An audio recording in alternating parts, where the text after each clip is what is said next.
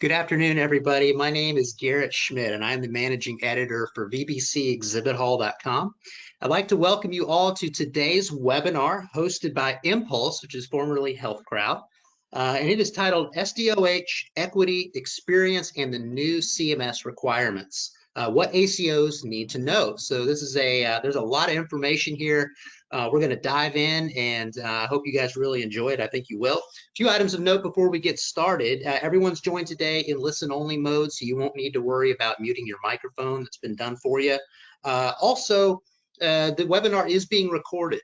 So what we're going to do is afterwards, I'm going to send everyone who's registered a link where you can actually view the presentation again and download the slides. So depending on how long it takes to process on my end, I'm going to send that out to you hopefully by the end of the day today. So keep an eye out for that. And then finally, during the webinar, we want to hear from you. So we're going to have a big Q&A session at the end.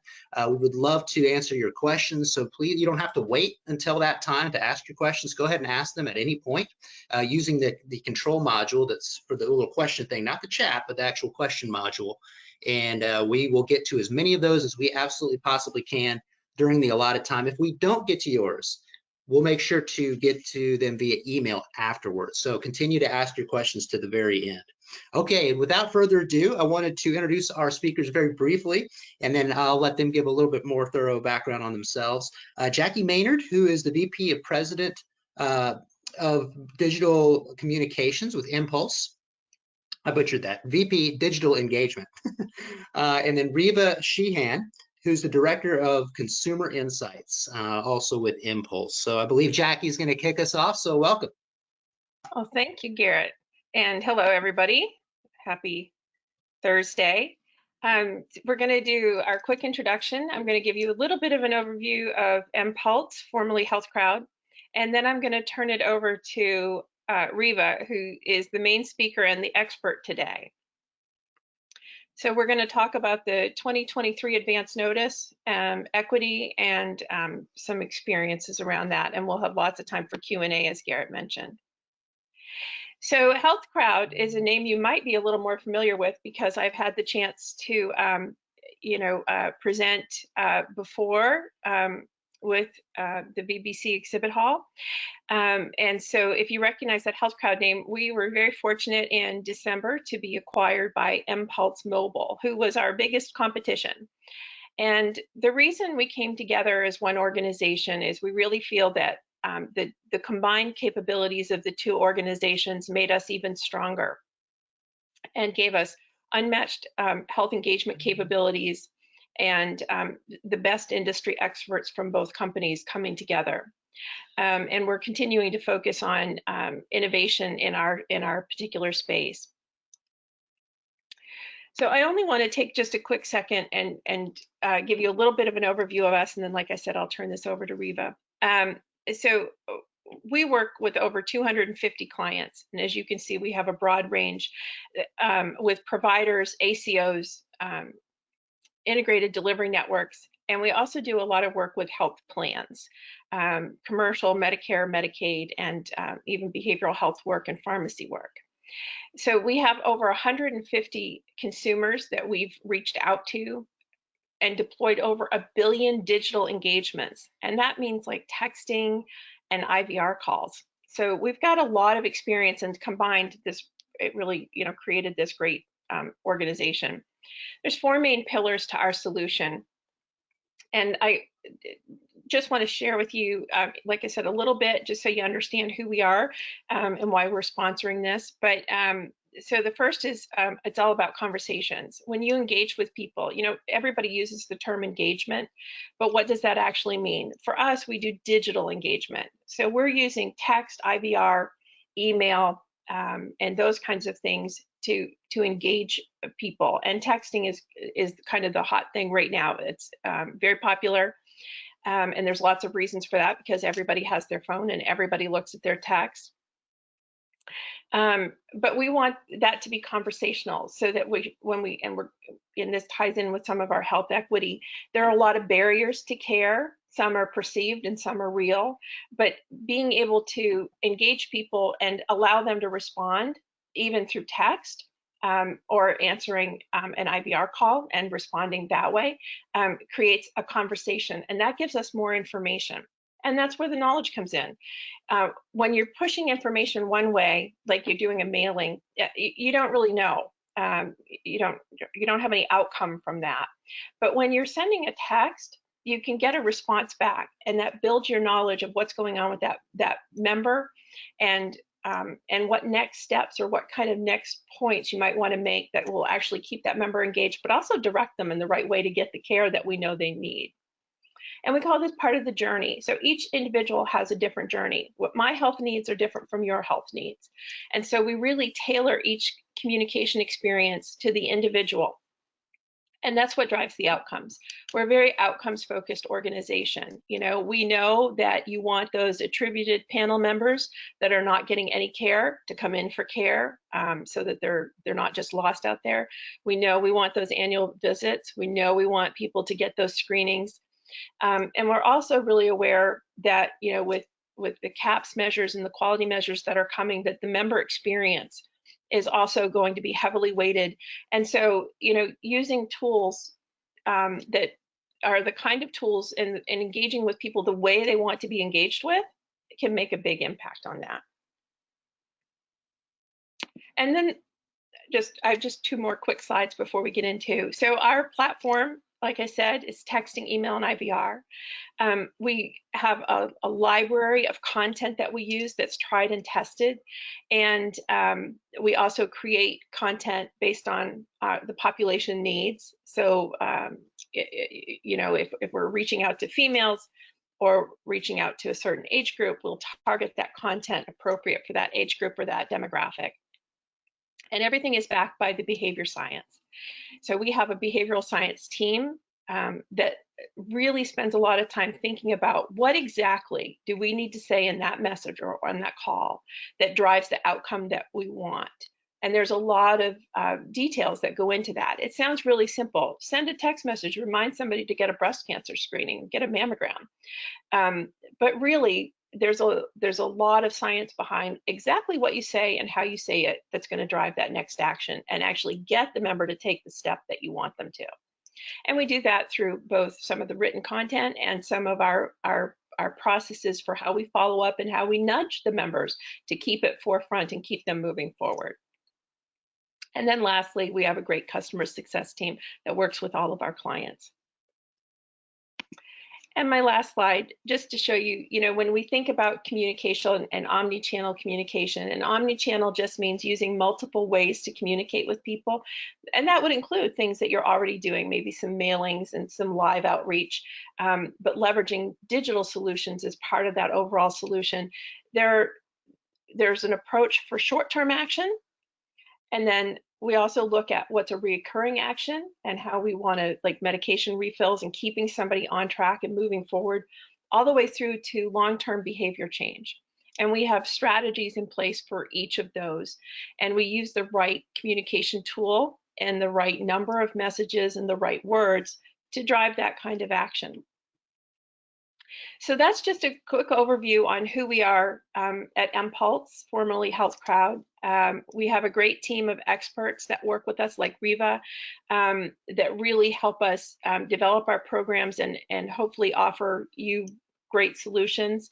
But today we really just want to be able to share with you some knowledge and some education, and we're looking forward to your questions and your feedback. So with that, Riva, I will turn this over to you. Thank you. I've successfully taken myself off of mute, which is always a good sign, right? Thanks, Jackie. My name is Riva Sheehan, Director of Customer Insights here at mPulse Mobile. I've been here for getting close to 2 years now, and yes, we're incredibly fortunate to have the Health Crowd team joining our forces. So really been a great experience learning from them and together. But my background comes from, I spent 8 years at a regional plan here, focusing on Medicare Part D, pharmacy operations, health plan quality. So I worked in the throes of HEDIS and provider networking and quality, all of those things, CAPS, member survey experience, you name it. So very familiar with, with the work on both sides. So happy to talk about some of the updates that have come out of CMS and kind of where things are shifting, primarily for the health plans that obviously impacts, ACOs and provider networks. So annually, CMS will release, we just for short call it the advance notice, because who wants to say the notice of methodological changes for calendar year, et cetera. So basically what this is an annual update or preview for Part D and Medicare Advantage plan sponsors to get a sneak peek at what's on the docket, what's coming up for the next plan year, and what's coming down the line in the future, so that they can start to develop and create programs to support these new initiatives. It also covers things like rates, this particular one, and I'm going to kind of focus on the things that I think you're probably most interested in and save some of the other plan stuff for another audience. But in this release also, there were notices of basically saying that CMS is going to start holding plans to a higher standard, higher level of accountability. So they want to put more money back into the beneficiary's pocket. So there are updates and changes coming to Part D cost sharing, DIR, which is direct and indirect remuneration, which is basically clawback dollars from pharmacies and PBMs. So to put that money back into the actual member. Things like network adequacy, they're really putting pressure on brokers and marketing oversight. So all with the thought process of being, we're going to be able to take better care of our members through some of these actions. So member experience, I'm sure it's probably just like equity, if from what my understanding is it's everyone's the 2 E's, experience and equity. Like that's the top, it's the buzzword, it's in every blog, it's all over the place, right? But this year for Medicare Advantage plans, experience, this is when like the rubber meets the road. I remember working in the quality team a few years back when we got our advance notice, and we're like, you're gonna do what? You're gonna change the weight, so like the scoring of all of these member experience measures that used to be 1.5, they bumped them to 2. And this year they're 4. So I think our eyes are wide open and our jaws dropped, like, how are we going to do this? Like, this is impossible. It felt impossible. It felt really daunting, and you can say, take better care of your members. But as a whole, especially for some plans that have, 500,000+ members, like that's really a lot to wrap your head around. It's kind of how I felt a little bit, just less pressure because I'm not in the quality team anymore. I'm on this side of the aisle. But when I read the advance notice this year of all of the things coming down the line for health equity, and you kind of go like, oh my gosh, like that feels like a boil the ocean. Like, how do we get ahead of that? But member experience is here. It is not going anywhere. It still reigns supreme. For 2023 star ratings, all of the member experience measures, as you can see here, there's 16 of them in total out of the 40 some star measures for 2023. They're each going to have a weight or a scoring of four weight for this next year. The biggest one is the CAPS survey, so that's customer assessment of health plans and systems. That survey is fielding currently, so Medicare Advantage members and prescription drug members are receiving those surveys currently, and we'll talk about CAPS a little bit later, but that's going to account for almost half of the overall weight of all of the stars together. So think of 16 measures counts for half of like a total of 40 something. Like that's a little lopsided in like traditional split math, right? But it's great. They're really lending a bigger voice to the beneficiary. Plans have really started to do so much more great work. Like we already create great benefits and make sure they have great provider networks and utilization, but really listening to the member and developing programs specific for each individual. So experience is here. It is not going anywhere. Typically what we'll see with some measures and stars is as everybody on all of those Medicare contracts start to float to the top, you start to see some measures kind of top out or plateau at everybody's 99, 98, 97%. Maybe sometimes then CMS will retire those measures because they've said we've done our job. Now we're going to bring in something else more challenging or more difficult. So, but as for right now, I don't see any rumor that any of these are going anywhere anytime soon. Health equity. So there are a handful of new proposed methodological changes in this advance notice. So the first one has kind of been around for a while. They've been doing it on the plan side for HEDIS for a couple of years, where they're doing some socioeconomic and socio-demographic stratifications. What does that mean? means I'm taking all of the people in my bucket that are supposed to get a breast cancer screening this year, and I want to know more about them, whether than they either did or didn't do the thing. So I want to know things like, are they dual eligible, ethnicity, gender, what else is in there in this particular one? Dual eligible, low income subsidy, all of these other things that can help identify subsets of those populations. And really, if you look at kind of the list of those, it's honing in on typically what ends up being those with the most need. So really good stuff. And all of these things are driven by data. Sure, they're driven by need, but essentially they're driven by data. So what we'll see is CMS and NCQA kind of starting to roll some of these things out to the plans, kind of capturing a bunch of data underneath, and then analyzing it and saying, what is it telling us? It's probably starting to tell them that we have groups of folks that aren't getting the care that they need. We know that, studies show that Latinos have a higher propensity for diabetes than their Caucasian counterparts. We got to do something, right? Specifically for those people. So it's a really great way, I think, to really start to uncover some of the underlying issues and why people of varying backgrounds do or don't do the things that you as providers and health plans are asking them to do. Let's see here. So we've got the stratified reporting. There's a health equity index that's coming up. Really just kind of another way to measure those individual populations. Contracts assessment of beneficiary needs. So when a new enrollee comes into a plan, is that plan taking the time and actually getting in front of that member to understand, what do you need? You need more than me for me to just pay your claims. So it has that beneficiary been assessed. Then next part, quick down to the bottom here, is the screening and referral for services social needs. You can do all of the assessing you want all day long. You can find out everything you need to know about somebody, but if you don't do anything with it, what's the point, right? So it's kind of like a part two here of like, did we screen? And then did we refer those folks for services? So kind of closing the loop on that piece there. And then putting a kind of a closer look, from my understanding, on value-based care.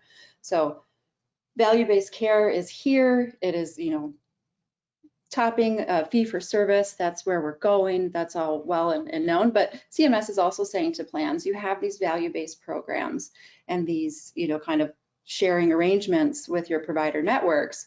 They want to take a closer look at that. Is it actually driving healthier outcomes? Are you actually achieving what you've set out to do? So maybe a little bit more of kind of like the monitoring, I hate to use the A word for auditing, monitoring and auditing of those programs to make sure that they are doing what they're supposed to be doing. Next slide, Jackie. And if you have any changes or questions at any point in time, feel free to drop them in the chat, and then we'll get to them at the end, but don't feel like you have to hold your thoughts until the very end. So again, with the Part D, or not Part D, sorry, the annual advance notice, there are some changes to existing measures and then proposed new measures. The one thing to note here is that all of this has to go through federal rulemaking. Part of our goal here today is to kind of summarize the 100+ pages that came out of that advance notice. I do believe that the final notice is due here within the next week or so. So what that's going to say is we'll be able to digest that and follow up here in the early weeks of April to let you know what of this, made it through the open comment period from health plans and stakeholders that's actually going to, be put into those bids and those arrangements for 2023. So we look at substantive changes. These are changes that if CMS or NCQA tweaks a certain measure, that it's going to greatly disrupt the performance. So we want to make sure that everybody, they want to standardize and stabilize that data. So for colorectal cancer screenings, to be in pace with the National Preventive Services Task Force, I can never remember the acronym, so that's one easier to say than use the acronym. But they've changed their recommendations for colon cancer screening to now cover 45 through 49-year-olds. So you used to start what, at 50? So we have to include those groups of people. So that means plans need more time, providers need more time to start assessing and encouraging these younger populations to get these screenings. It's also maybe going to throw off some of the performance data. So they're trying to be fair, they're trying to be reasonable. They want to see how do these changes actually impact the performance.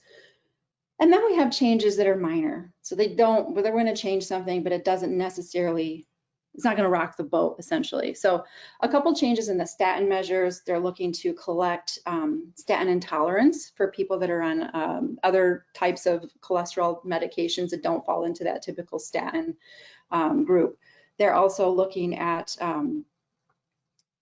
medication adherence. They're going to put some of that risk adjustment and that socioeconomic stratification on the Part D adherence measure. So for diabetes, hypertension, and cholesterol. They've also removed some drugs from the Part D statin measure. So they removed, I think their trade names are Jardiance and Farxiga.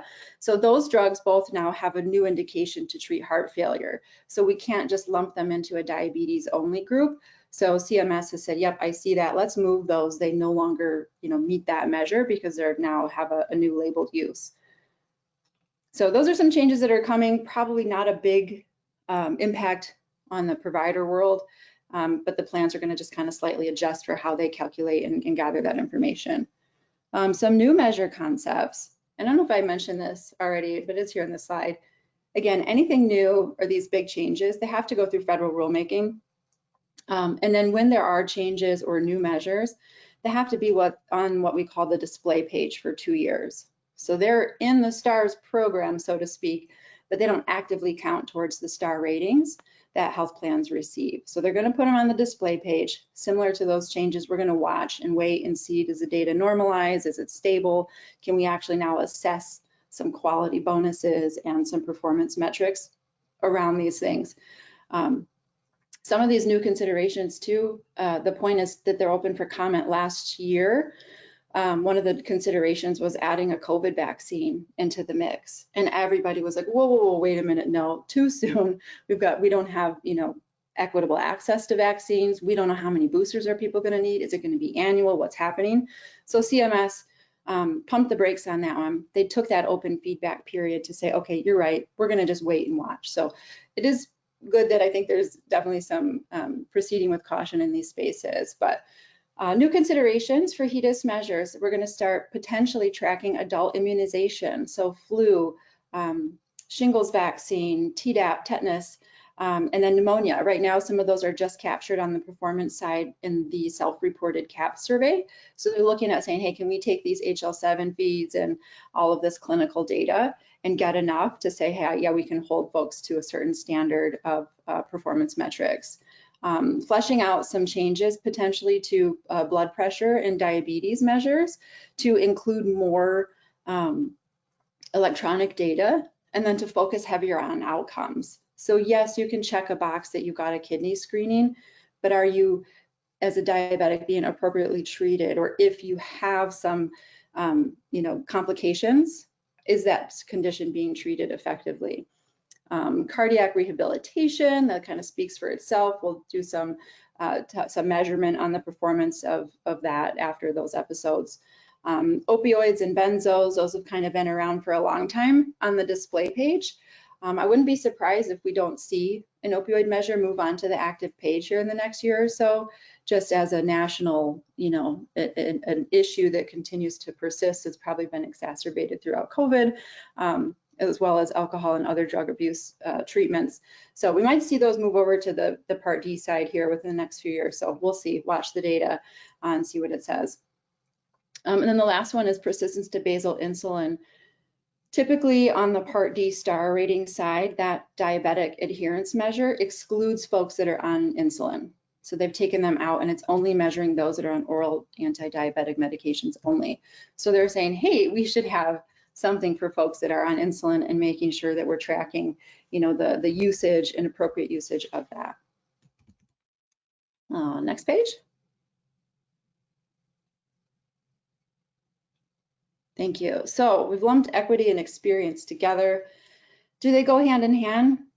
Maybe. In a lot of ways, I think they do. But first, I think we'll start off with equity. And we've got a lot of programs. NCQA has changed the previous multicultural certification is now a social determinants and equity-based. We've got a lot of new measures, like you saw in the advanced notice we talked about, that are kind of in the wings. So we'll talk about those. Next one. So I think what's really great and an opportunity here is we'll talk about Z codes, and I will just throw a disclaimer out right away. I am not a certified coder. I am not a coding expert. I know just enough to be dangerous and share some good information, and then provide some additional resources for those that do that kind of heavy lifting work. But in this phase, we'll talk about Z codes. So these codes have been created to collect those social determinants. And what are social determinants, right? It's the things that influence our lives based on where we were born, where do we live, where do we work, learn, live, play, etc. So it's all of those other social factors that roll into me as a whole, as a person. And a lot of those factors can have a significant impact on my clinical, if you will, health status. So using Z codes for SDoH, just to say out of the gate here, Z codes don't drive revenue. So as we're going through this, maybe folks could be saying, okay, well, what's in it for me? And I'll get to that. But first, we'll say the first thing to do is to collect. And Jackie, if you can hit the next on some of these as they pop up. So collect these Z codes. How do we do that? A nice thing about Z codes, it's different than some of your other risk adjustment and capturing. Doesn't have to be done by a certain level clinician. Any member of that person's care team can collect these. So say Reva has missed 3 appointments in a row, and I finally get a hold of her. She finally comes to the office. I'm like, what's the matter? How's it going? What's up? Right? And then I say, hey, I have transportation issues. I can't get my kid to the sitter. I don't have a sitter. I can tell my care team those things about what's keeping me maybe from my clinical appointments, and they can put those into my chart. So what that would look like is that would be like I think in the mix here, you've got Z's 55 through 65. There's one in there that indicates family and social problems with support, including family circumstances. So you can code that to say, hey, okay, we know that this person is having these issues. It's keeping them from care. Next one is document. So how do we document this? The care teams can document this in the encounter claims.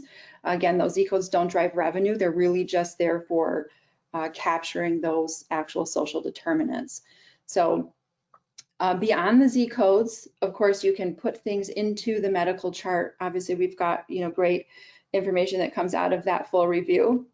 But by using the Z codes, you're taking out some of that heavy lifting, or potentially reducing the need for someone to come back in to look at your chart if they're trying to understand or capture these codes that weren't done. So it's an easier way to be able to assign a Z code to a certain individual based on their social determinants. And then that's there. It is embedded in that electronic record. That is where you want it to be.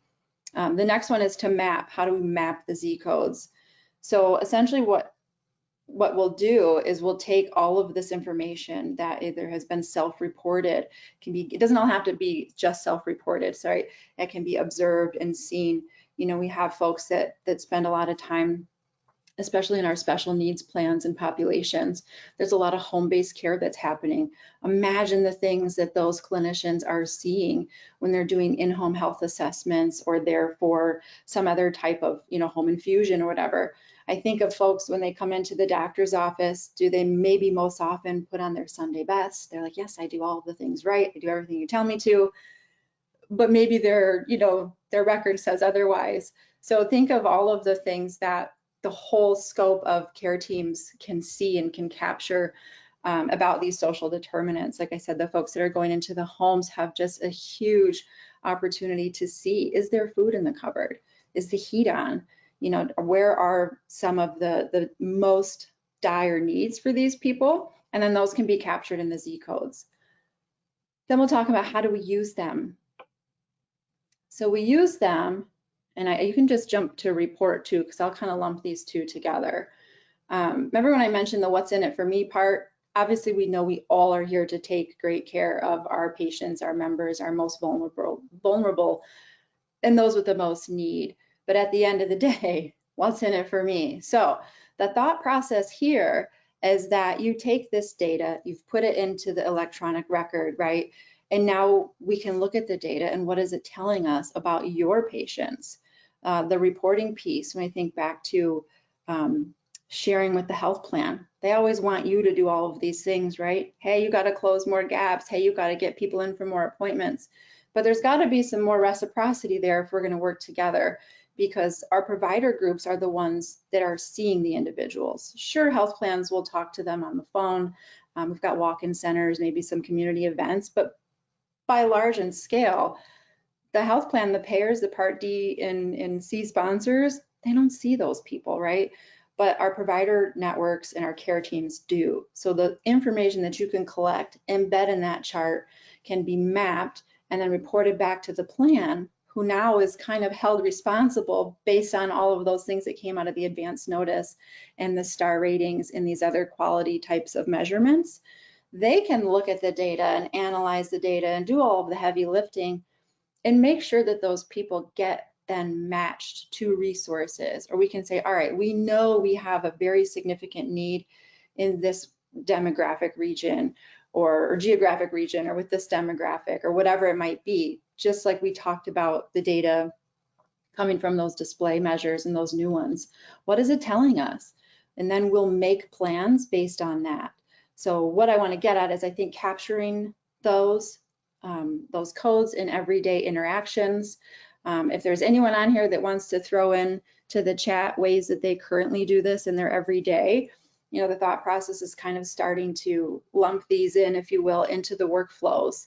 So how do we identify and understand? Like I mentioned, if I've missed a couple of appointments, right, that's an opportunity to capture some social determinants through Z codes. I have someone who maybe is an asthmatic or COPD and their condition just seems to be exacerbated, but I can't quite understand why none of the medications that they say they're filling are working. Well, now they tell me that, you know, maybe people in their home or their workplace smoke. Okay, well, now we have external risk factors at play here, right?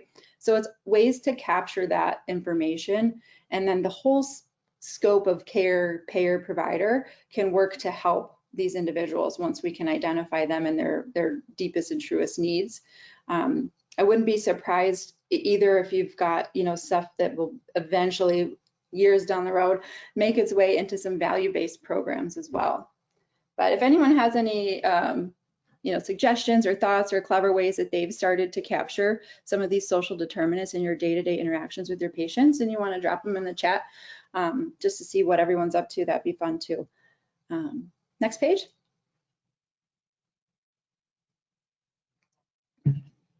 So how do we turn all of this data into actionable insights to drive outcomes? So this is one of our models of social determinants of health index. So in the digital programs that we run, like Jackie mentioned, we are able to capture information about those people. We're able to use public data as well as data provided by the plan to truly paint a picture of that individual.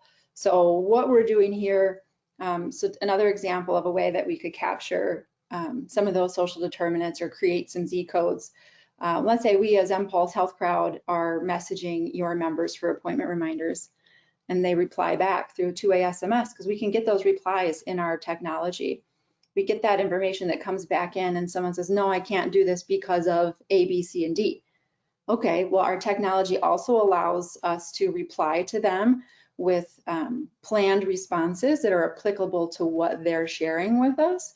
So we can tie people back to resources. A lot of times we'll see with the health plan work, we want to embed a link to, hey, click here, because you're already on a mobile device, click here to schedule a ride, or click here for more information about how you can get a $0, whatever it might be, right? So we can acknowledge the response, address the issue, and hopefully prevent maybe some of those things that are keeping those people from appointments, which is great. But then what else we can do is we pass that data back to you, back to our clients and our users, that you can then take and create a Z code out of what that person had responded by why they can or can't do certain things.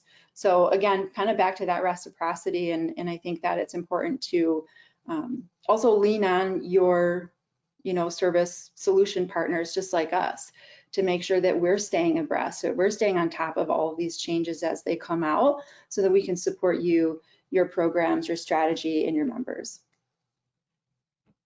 Next slide. All right, this is my cap slide. This is the assessment of health plans and systems. So I've highlighted just a few of the CAPS measures that are probably the closest to your daily work, to provider groups and care teams work. So in this survey, it goes out annually. It is required, it's a regulatory survey, so all Part MA and Part D sponsors are required to send it out if they have a minimum number of membership. And it asks questions like you see here. There are a number of measures that have composite questions that roll up to them. This survey, like I said, it goes out annually each spring, and it's blinded. So what that means is, you know, the health plan doesn't know whether Jackie completed a survey or if Reva completed a survey. They don't know if Jackie said, hey, I have a great time with my, you know, Part D plan, or Reva said, this is terrible. They have no way to know directly. There are ways to kind of map some information back to those people. So health plans will lay over their data files with disability, low income subsidy, some of those other segmentations that we talked about. They'll do that. They'll look at zip codes and look at the data and see what's coming out of it to try to map back and find out who are the people that are behaving like Reva or like Jackie, right? So it is quite challenging when you look at it just from the scope of, there's a large amount of weight on the health plan, on their bonus dollars that they roll back into the membership and back into clinical programs and supplemental benefits, et cetera. But as you can see, it's asking questions. In the last 6 months, did you get an appointment to see a specialist as soon as you needed? Was it easy for you to get care and tests and tests or treatment that you needed? So these are all perception. Back at my health plan, we used to run focus groups with existing and then other senior members in the community that are enrolled in Med Advantage plans. And we would ask them, and the survey, if you look at these and go, well, how are we defining personal care doctor? I do think, albeit long, the survey does a really good job of framing each question. We'll say, when we say personal care doctor, it's the person that you would go see most often for routine care, or if you needed a checkup, or you had a minor, you know, illness or something of that sort. So it does a really good job of framing out, and it underlines and it bolds things like, did you in the last 6 months?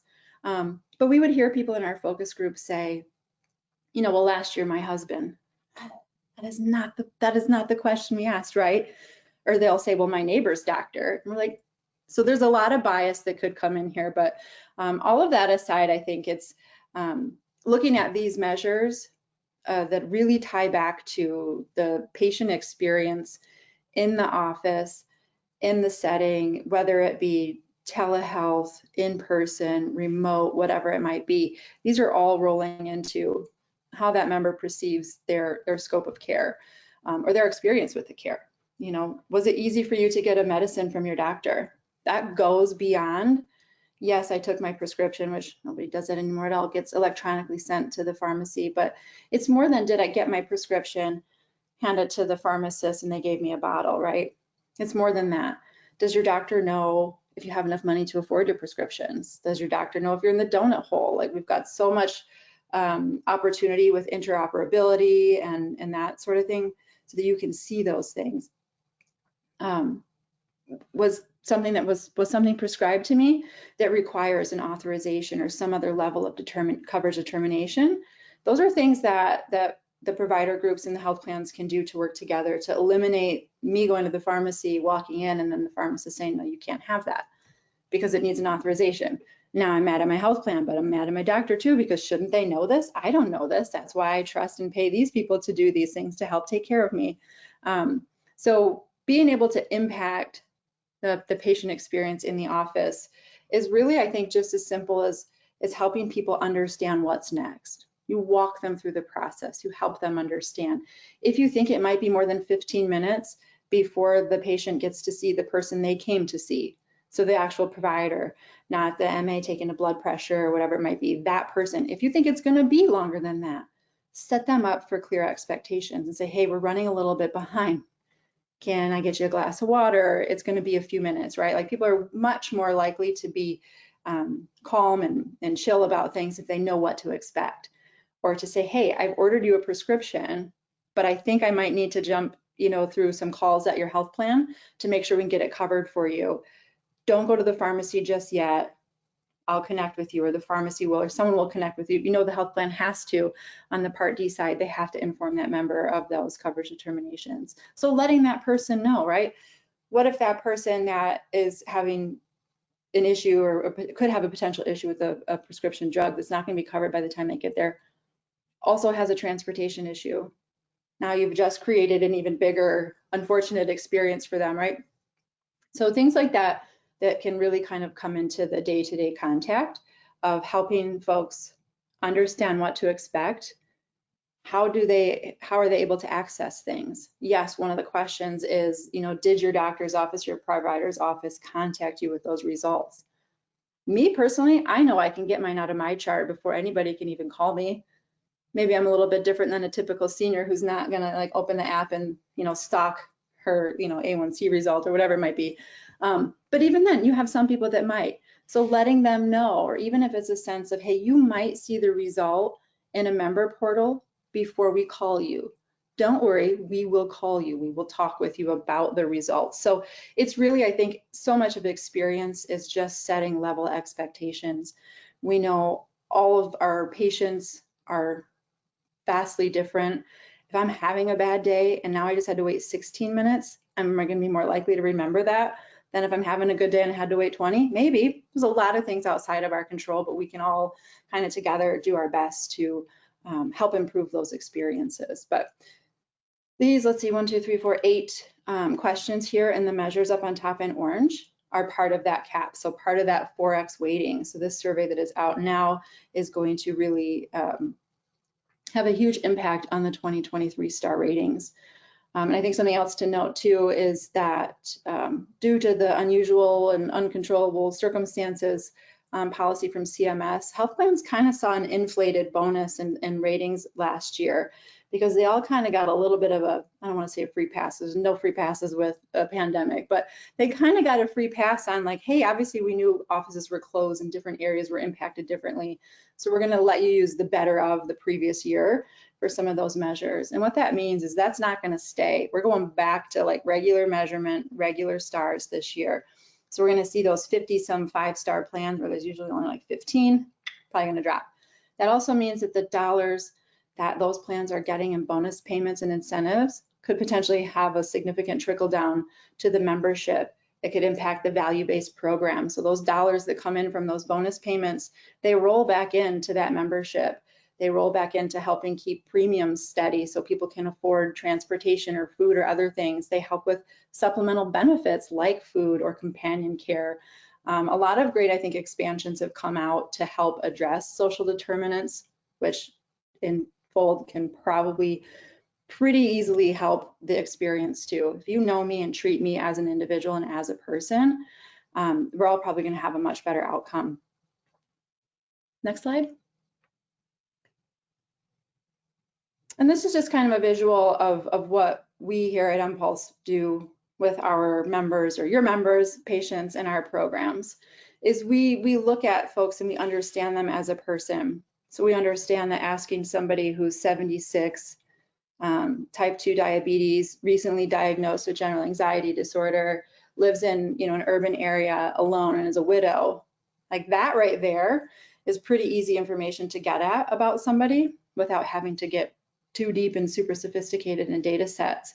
So we already know like Jane might be at a higher risk for not having a support system. She might be at a higher risk for obviously some additional comorbidities or an acute need. So we're able to look at all of the things, I say the things because that just covers the scope of so much. The demographics, our SDoH index, health status, so data that is, or flags that we get from our clients to understand, is someone healthy? They have a single condition, comorbidities, like are they frequent flyers in the emergency department? All of these things. Do they fill their medications? If they do, then maybe they have some semblance of being a controlled diabetic as opposed to an uncontrolled diabetic. So we take all of this information, have the ability to take all of this information and use it in our digital outreach with members and patients as well. Keep an eye on time here. Okay. Next slide, I think, is questions, Q&A. Does anyone have any burning, smoldering questions? I know it's such an exciting topic, regulatory stuff, right? Right. Well, I think, we oh, go ahead, did sorry. have some questions come in. Yeah, sorry, Jackie, were you going to say something? Okay. We did have some questions come in, and they are all burning and smoldering. So we'll get to as many of those as we can. We have a few minutes, so in no particular order here. What is the direction of SDoH that we need to pay attention to?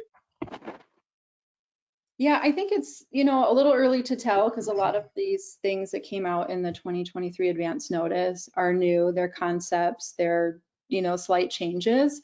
But to me, it feels very much like I said, where a few years ago when we saw all these proposed changes for experience, it was like, whew, that's heavy. Mm-hmm. This feels very much the same equity. It is coming, it is here, it's here to stay. I think, getting ahead of the game, waiting until these are actual measures or roll into value-based programs for provider groups. Just get ahead of it now. Start working these things into your workflows, start working them into your documentation standards, and you'll be one step ahead, right? I think even some of the maybe groups that are able to do that and show that they're doing a good job of it can help model with their health plans, right, with their networks. Back and forth to say, hey, this is what we're doing, this is what works, and this is what we're doing with it. Is this a really great way to, not only take better care of the people you serve, but to be kind of ahead of what's coming. I don't think it's going anywhere. Will it be a matter of at least a handful of years, probably, before some of these reach an active status? Probably, but I wouldn't guess that, or would guess that you may see payers alike doing some of the same things. We're going to start collecting some of this data and seeing if we can roll it into our value-based contracts and our performance improvement. Okay, great. Next question here, and we did have several of them coming in. Does a user that's sending a text interact with a robotic algorithm like an AI or with a human being? And if the latter, how do you handle scaling to cover an ACO with like 50,000 beneficiaries? Jack, you want to take that one? Yeah, can you repeat that one more time, Garrett? Sure. It says, does a user that's sending a text interact with a robotic algorithm or like an AI, or are they actually communicating with a human being? So for our solution, it could be both. So generally what we recommend is using artificial intelligence, AI, to have some automated responses. So because of our experience in the years of doing this, we kind of know what people are going to say, and the same problems tend to crop up over and over again. So, one of the things Reva had mentioned is our ability based on their response, and we can read the language. We can take more than a single word. We can actually take sentences and figure out what the intent of that message is. And once we know the intent, then we can respond with an automatic message. Transportation is a really easy example to use. If somebody's having trouble getting to an appointment and they say, my car won't start, or I don't have a ride, that can trigger the next response, which might be a link to a transportation service that's available to them. So through that artificial intelligence, we can automate those responses. But we do have a tool called our engagement console, so that because we do have a lot of clients that like to engage one-on-one with their members. I have an ACO that actually just started doing this in the past week. And their goal is to create a better member experience. They found that they were getting a lot of those responses and inbound replies that they really felt like they needed a person to comment, and be able to interact with that member. And so our console does allow for someone on the care team to respond by text back to the member. So it can be both. It's a great question. Thanks, Garrett. Yeah, sure. And next question is maybe somewhat related. What is your track record with dual eligibles versus sole Medicare, like in fee-for-service versus MA? That's a great question. Two different things, I guess. Yeah, we have outcomes I mean, we personally have outcomes in all different markets.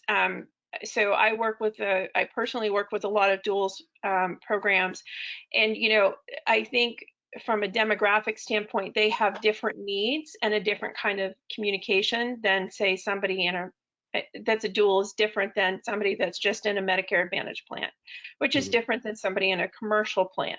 That's a working person that might have more access to care. So we actually have outcomes based on each one. And Garrett, I think that would be a great follow-up to this, is to be able to share some of those outcomes. So maybe that's something I can put together that we can put in a follow-up, is just some of that information based on different demographics. Yeah, that sounds great. Okay, moving right along, because we did have a bunch of questions. Could you please elaborate a little bit more on the Health Equity Index? Oh, let me pull up a better resource here so that I don't speak outside of it here. One second. I think I have one. Do you want to, will you go to the next one and then I'll follow back up so I can answer correctly? Yeah, so we'll come back to that question. Next question here is, I see there are screening measures in place. Are there measures for closing the referral loop where screening reveals something that is best handled by a specialist through referral? I'm not sure I understand. Let me read it again and see if it makes any more sense. If not, then we'll make sure to answer it via email afterwards. I see there are screening measures in place. Are there measures for, quote, closing the referral, unquote, loop, where screening reveals something that is best handled by specialists through referral? Oh, is that maybe saying, so if primary has made, or someone's made a referral, but it's outside of the primary office or primary provider scope? I don't know. We may need a little bit more clarity on that question. We'll get back to you. Yeah. Oh, go ahead. Okay. I was gonna say, some of these in the advanced notice too, it doesn't give like actual metrics of how and specifically what they're going to measure. It's saying that we're going to look at things like this, that, and the other. So it's really some of the new proposed concepts, they're pretty high level of what it looks like. And then as they go further through that process of vetting a new concept to become either a HEDIS or a STARS measure, is when you'll start to get way more information to fully understand the scope of like, okay, who's responsible? If this comes to me, is there some level of responsibility, as a primary or specialist or what have you? That hopefully helps. Okay, good deal. Are you ready to address the earlier question about the Health Equity Index? I'm not good at SharePointing and talking at the same time, so my colleagues know that. It's like walking and chewing gum is like just way easier. Let's see. This is how you all know this is a live presentation and not a pre-recorded one.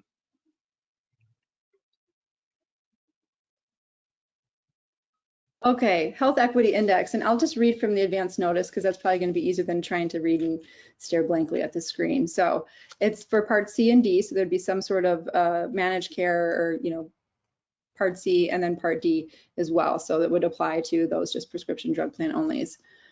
We are developing a Health Equity Index as a methodological enhancement to the STAR ratings that summarizes contract performance among those with social risk factors across multiple measures into a single score, right? What does that mean?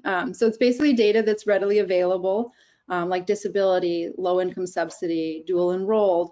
They're taking that into a Health Equity Index. Probably what I gather is to assign people maybe a score on an index. So if you have multiple, let's say you're dual, you're probably low income subsidy if you're some sort of a dual, and you have a disability. What I'm gathering here is that you may be, depending on what the high end of the scale is, on that higher end of an equity index. And then from there, it's basically another way for plans to kind of standardize their member set. So right now they use what's called a CAI, which is a categorical adjustment index. So it's saying that from the health plan side, we have a lot of plans that are very different. So the enrollees or beneficiaries in a health plan, say in Northwestern, Pacific Northwest, are very different than those in, you know, rural Alabama or whatever it might be. So those plans is a way to kind of level set some of the performance for them. Because right now you can't say, well, it's easier for these plans or groups to do this than it is others, so they shouldn't be punished.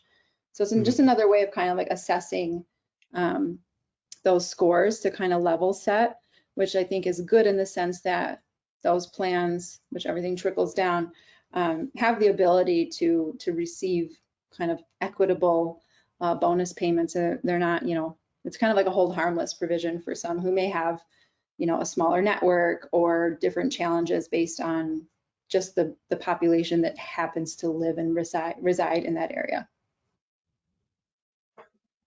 Great. Okay, we have time for just one or two really quick questions left. And again, we won't be able to hit all of you, unfortunately, but we will get to you via email afterwards, okay? Next quick question here is, will these Z codes be able to be seen in the CCLF?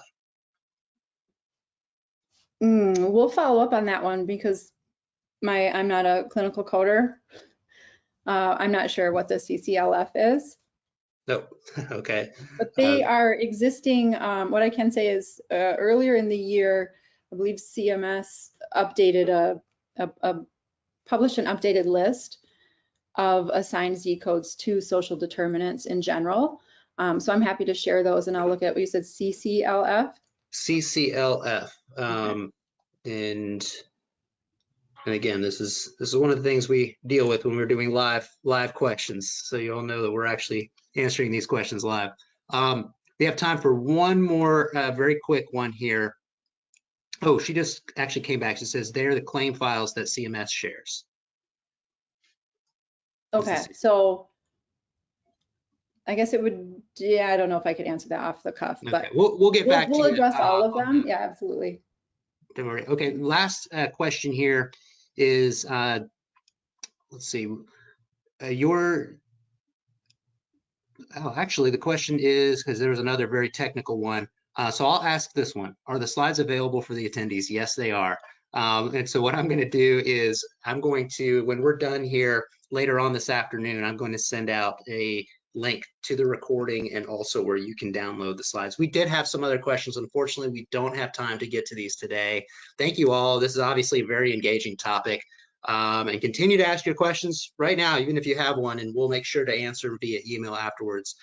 Jackie, Reva, thank you so much. You guys did a wonderful job in the presentation.